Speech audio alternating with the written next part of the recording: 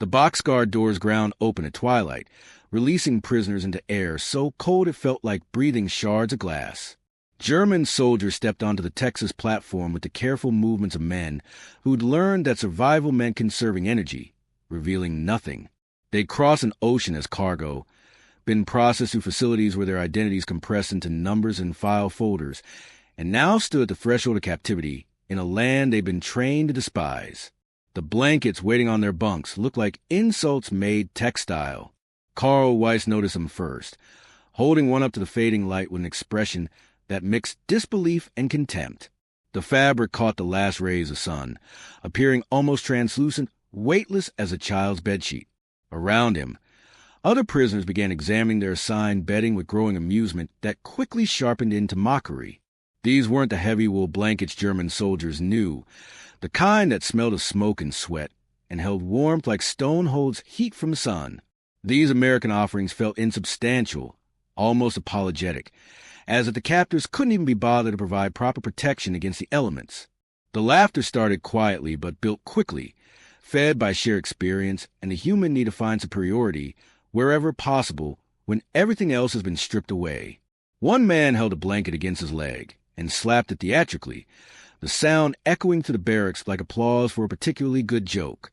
Another draped it over his shoulders and strutted around mimicking a peasant woman in a shawl, drawing guffaws from men who desperately needed something to laugh about. Major Krause, whose authority had survived capture even when his uniform had not, pronounced judgment in tones that carried weight. In Germany, even the lowest recruit would refuse such flimsy protection. This is what we face from a nation that claims superiority through industry. The mockery contained layers these men weren't consciously aware of. Yes, they were commenting on textile quality, but underneath ran currents of wounded pride seeking any outlet. They'd been defeated by soldiers they'd been taught to view as mongrels, captured by an enemy propaganda had painted as weak and degenerate. Finding fault with American blankets let them reclaim some fragment of superiority, however trivial. If their captors couldn't even provide decent bedding, perhaps the German conviction about cultural supremacy retained some validity despite military defeat. What none of them recognized as they performed their disdain was how thoroughly their assumptions about strength and substance were about to be tested. The blankets represented more than sleeping equipment. They embodied a completely different philosophy about materials, efficiency, and the relationship between weight and function. German military culture valued heaviness as proof of quality, thickness as evidence of durability. A proper blanket should feel substantial in your hands, should have heft that corresponded to its protective capacity. These American versions violated every assumption about how such things should be constructed. The guards distributing supplies showed no reaction to the prisoners' contempt. They'd seen this response before from men who equated lightness with inadequacy, who couldn't yet comprehend that American manufacturing had evolved past European assumptions about what materials should feel like. The guards simply completed their assigned task with the efficiency that characterized everything in American military operations, then withdrew, leaving the Germans to their convictions and their coming education. Outside, weather was gathering that would transform every assumption inside those barracks. Cold fronts from the northern plains were sweeping south with unusual intensity, carrying temperatures that could kill unprepared men with indifferent efficiency. The prisoners, still laughing about their inadequate bedding, had no framework for understanding what was approaching. They'd experienced European winters, had marched through cold that froze weapons and killed the unwary. But their experience was with cold they could prepare for, cold they could defend against through proper equipment and thick wool. What was coming would strip away every certainty they'd carried from the old world. As darkness settled and temperatures began their descent, the laughter in the barracks gradually faded into uneasy quiet. Men settled onto bunks with the thin American blankets they'd mocked, pulling the lightweight fabric closer despite their professed contempt. The wind outside picked up strength, finding every gap in the wooden structure, exploiting weaknesses in construction that hadn't mattered during warmer months. Drafts snaked between floorboards and through wall seams, carrying cold that penetrated with focused malice. The first hours passed in restless discomfort punctuated by occasional muttered complaints. Some men tried arranging their blankets in multiple layers, seeking warmth through quantity since quality seemed absent. Others attempted to seal gaps around their bunks, using whatever materials were available. Spare clothing, towels, anything that might block the invading cold. These efforts provided occupation more than actual warmth.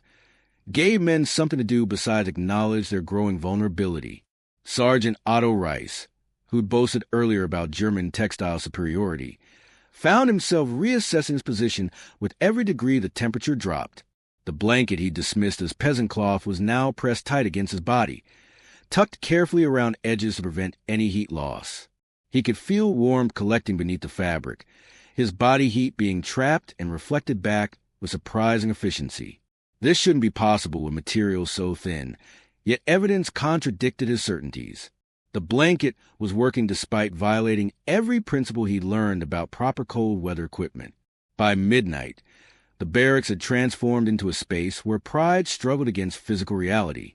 Men who'd spent the evening ridiculing American manufacturing now clung to American blankets as temperatures plunged below freezing. The cold became tactile, something you could feel pressing against exposed skin, searching for any pathway to steal body heat. Breath condensed into visible clouds that hung momentarily before dissipating, proof that the air itself had hardened into something hostile to human survival. Private Hans Keller, barely 20 and still carrying the invincibility of youth, began showing signs of genuine danger. His shivering intensified beyond normal response to cold, his fingers losing sensation despite being tucked under arms for warmth. Two older prisoners recognized hypothermia's early stages and moved quickly, pressing close to share body heat, while wrapping all three in their combined blankets. The thin American fabric that had seemed so inadequate now formed a cocoon of survival, trapping their combined warmth with unexpected effectiveness. Throughout the barracks, similar scenes played out as men discovered through direct experience what their prejudices had prevented them from recognizing. The blankets were performing exactly as designed, their synthetic fibers engineered specifically for thermal efficiency rather than weight. American manufacturers had solved problems German industry hadn't yet acknowledged: how to provide maximum warmth with minimum material, how to create portable protection that soldiers could carry without exhausting themselves with unnecessary bulk. As dawn approached and the worst of the cold began easing, men stirred into wakefulness with the stunned recognition of people who'd survived something they'd underestimated. Not one prisoner had frozen. Not one had suffered serious cold injury. The blankets they'd mocked had performed flawlessly through conditions that could have been fatal. Around the barracks, you could see comprehension dawning expressions and postures. These men were beginning to understand that their assumptions about American weakness might be fundamentally flawed. The morning sun rose with painful brightness, glinting off frost that covered every surface like crystallized proof of the night's severity. Inside the barracks, silence held a different quality than it had the previous evening. The laughter and mockery had evaporated, replaced by something more complicated. Embarrassment mixed with unwilling gratitude, wounded pride encountering undeniable evidence of its own fallibility.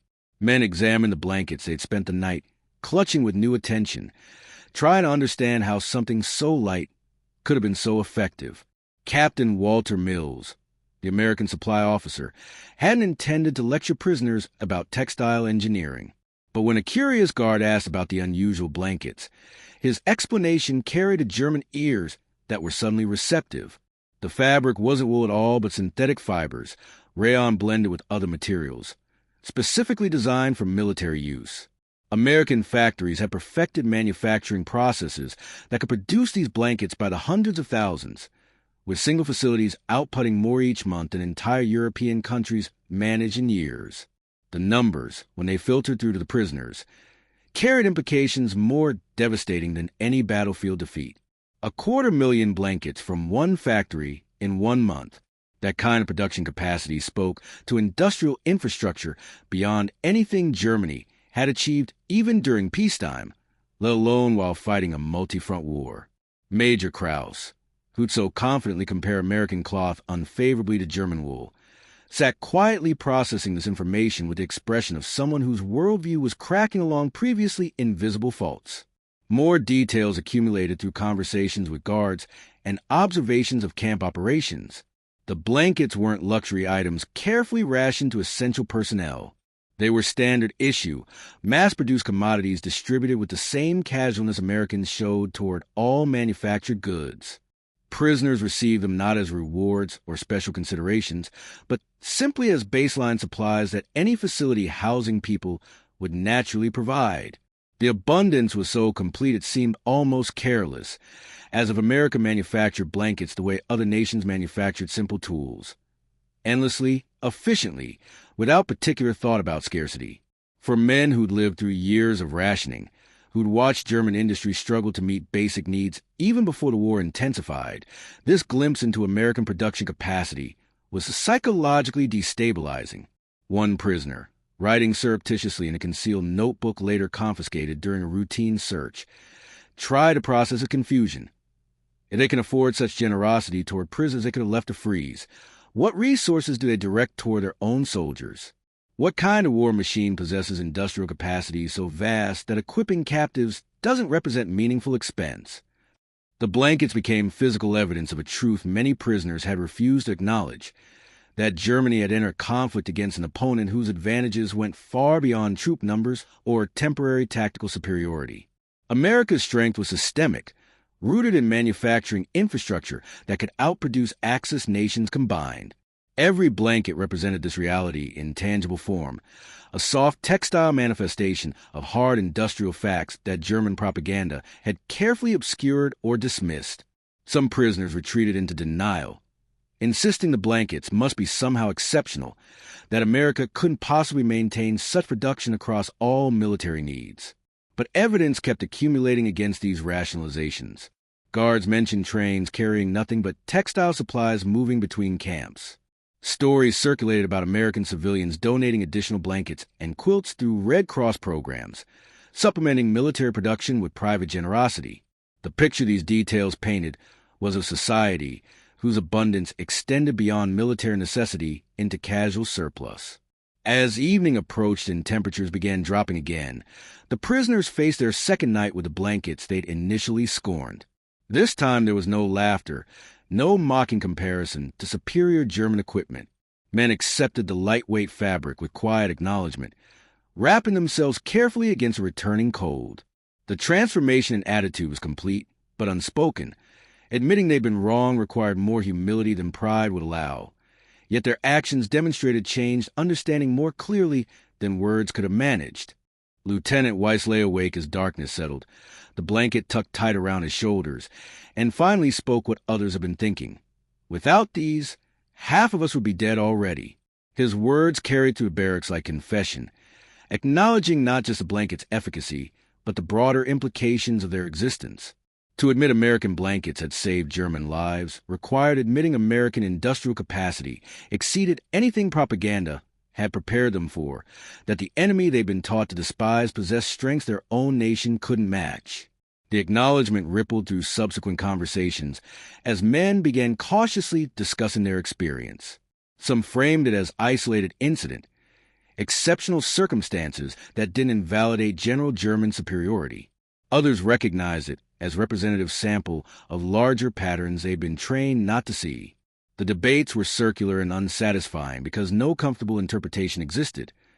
Either America possessed industrial might that made Axis defeat inevitable, or German prisoners had been extraordinarily lucky in their captors' unexpected generosity. Neither explanation left room for the comforting narratives about Aryan superiority and Allied weakness that had sustained morale through years of war. What disturbed many prisoners most wasn't just the blanket's effectiveness, but the casualness with which they'd been provided. American guards hadn't made speeches about their nation's superior manufacturing or used the supplies as leverage for cooperation. They'd simply distributed standard-issue equipment with the same board efficiency they brought to every task, as if keeping prisoners alive through cold weather was so routine it didn't merit special attention. This lack of emphasis somehow made the gesture more powerful. America's strength was so complete it didn't require acknowledgement or celebration. By the third day, when temperatures began moderating slightly, a tentative equilibrium had developed. Prisoners no longer openly mocked the blankets, but still struggled to explicitly praise them, caught between experiential reality and ideological commitment. Some men began examining the weave more carefully, trying to understand how synthetic fibers achieve thermal properties that seem to defy their physical characteristics. Others simply used the blankets without comment, accepting their effectiveness while refusing to verbalize what that effectiveness implied about comparative national capabilities. The transformation became undeniable when supply wagons arrived carrying additional blankets, not because prisoners had requested them, but because administrative schedules dictated regular distributions to maintain adequate stock levels. Among the standard issue items came quilts donated by American civilians, patchwork creations stitched by church groups and families who'd somehow decided that even enemy prisoners deserved protection against winter cold. These quilts, with their floral patterns and careful embroidery, represented something beyond industrial capacity. They demonstrated a culture where ordinary citizens felt compelled to show mercy toward men who'd recently been trying to kill their own soldiers. One quilt ended up covering a former tank commander from Hamburg who'd spent years fighting American forces across North Africa. He traced the stitching with calloused fingers, unable to reconcile the delicate handiwork with his understanding of American character.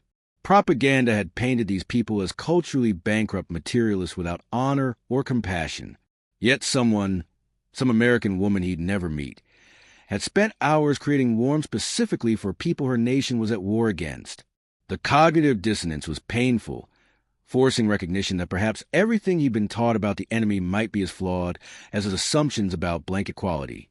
Major Krause, observing these developments with the careful attention of someone whose certainties were systematically dissolving, finally articulated what many were feeling. They could have let us freeze with complete justification under rules of war. Instead, they saved us with such casual efficiency, it barely registered as noteworthy. I cannot explain this through any framework I was trained to understand. His words carried weight not just from his rank, but from their honesty. He was admitting that years of ideological education had failed to prepare him for encountering an enemy that combined overwhelming strength with unexpected mercy. The blankets became more than survival equipment. They transformed into symbols of everything prisoners hadn't understood about the conflict they'd participated in. Each lightweight fold represented industrial capacity, cultural values, and national character that contradicted every lesson German propaganda had drilled into them.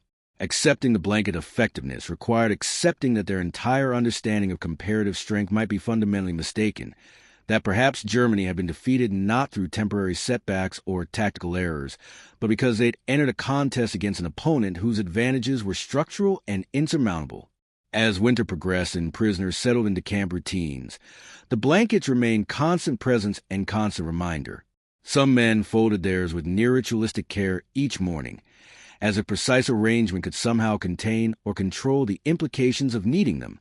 Others kept them close throughout the day, draped over shoulders during outdoor work details, unable to entirely trust that adequate warmth would be available when needed. The fabric became security object and philosophical puzzle, something that provided comfort while simultaneously undermining every conviction that had previously provided psychological comfort. When spring finally arrived and repatriation began, prisoners faced decisions about what few possessions they could carry home. Regulations limited personal items to bare necessities, yet many men chose to keep their American blankets despite the restrictions. These weren't valuable items in any conventional sense, worn from months of use, stained and frayed at edges. But they become something more than fabric, physical proof of survival and testament to experiences that words couldn't adequately capture. Hans Keller, the young private who'd nearly succumbed to hypothermia that first terrible night, clutched his blanket throughout the journey back to Bremen. When his mother saw it, confusion crossed her face. From the enemy, he could only nod, lacking vocabulary to explain how the people she'd been taught to fear had given him a warmth that allowed him to come home alive. The blanket represented complications his mother's worldview couldn't accommodate, that enemies could show mercy, that Americans could demonstrate generosity toward men who'd fought to destroy them. Years accumulated and memories faded, but for many former prisoners the blankets remained vivid recollections that refused to diminish with time. Not the battles, not the capture, not even the long months of captivity, but the moment when thin American cloth proved stronger than German wool, when assumptions about strength and substance collapsed under weight of direct experience. These men carried stories about blankets into old age, telling children and grandchildren about the night They learned that power takes forms you can't always recognize, that mercy sometimes comes from unexpected sources, that certainty is often just ignorance that hasn't yet met contradictory evidence. Some archived diaries preserve these reflections in language that carries decades of processing and reconsideration. The blanket taught me that strength is not always heavy. One entry reads that salvation does not always come dressed in familiar forms. I spent a night cursing its inadequacy and woke alive because of its unexpected sufficiency. That reversal, from contempt to dependence, revealed more about my own blindness than about American textile manufacturing. I had been trained to see weakness where innovation existed, to mock lightness when lightness represented sophisticated engineering. The education was humiliating but necessary. The story spread through post-war Germany as returning prisoners shared their experiences, contributing in small ways to broader cultural reckoning about how thoroughly propaganda had distorted reality. The blankets became almost mythological in some circles, symbols of the gap between Nazi descriptions of enemies and actual American character. Veterans would gather and swap memories, comparing notes about which camps had which supplies. But conversations kept returning to those first terrible nights when thin American fabric stood between German soldiers and death from exposure. Historians studying post-war German attitudes often overlook these small textile narratives in favor of larger political and economic developments. But for the men who lived through those experiences, the blankets mattered enormously precisely because they were mundane objects that revealed profound truths. Grand strategic defeats could be rationalized through various explanations: superior numbers, fortunate circumstances, temporary advantages. But a blanket was just a blanket, and its performance couldn't be explained away through sophisticated argument. Either it kept you warm or it didn't, and the thin American versions worked better than the heavy German alternatives every prisoner had previously trusted. This created psychological crisis for men whose identity had been constructed around assumptions about German superiority in all domains, including basic competence at simple tasks like manufacturing protective textiles. If Germans couldn't even produce blankets as effective as American versions, what did that suggest about broader claims of Aryan excellence and cultural supremacy? The question was too painful to examine directly, but it gnawed at consciousness, undermining certainties that had previously seemed unshakable. Some prisoners resolved this dissonance by compartmentalizing, admitting American industrial might while maintaining belief in German cultural or spiritual superiority. Others underwent more complete transformations, recognizing that their entire ideological framework had been constructed on lies and distortions. A few retreated into bitter denial, insisting until death that the blankets had been somehow exceptional, that German equipment would perform better under proper conditions they never quite defined. But most fell somewhere in the middle, accepting that they'd been wrong about important things while struggling to determine what beliefs they could still maintain with integrity. The American guards who distributed those blankets never knew the psychological impact their casual efficiency had created. They were simply doing their jobs according to regulations and procedures, ensuring prisoners received standard supplies that military logistics had made available. The abundant production that so stunned German prisoners was unremarkable to Americans who'd grown up taking industrial capacity for granted. One guard's diary, preserved in archives, mentions the blanket distribution only once. Handed out winter supplies to the new prisoners. Some of them seemed to think it was funny, for some reason. Don't know what that was about. This obliviousness to their own impact was itself revealing.